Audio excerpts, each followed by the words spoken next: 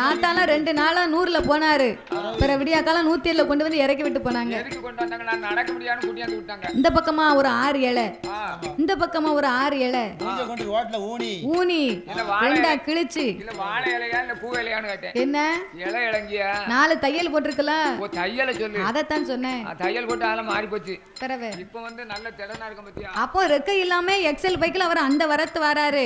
அவன் ரெக்க முளைச்சா சும்மா இருப்பானா? இருக்க ஏ மாட்டான். அரக்கா, நீ ரெக்க வந்து முளைச்ச உடனே இப்படி மேலும் கீழும் பறந்துகிட்டு இருந்தானா என்னைக்குடா கைலாசம் போக? என்னைக்கிட்டே போவ? ஐயா ஐயா இங்க வாங்க.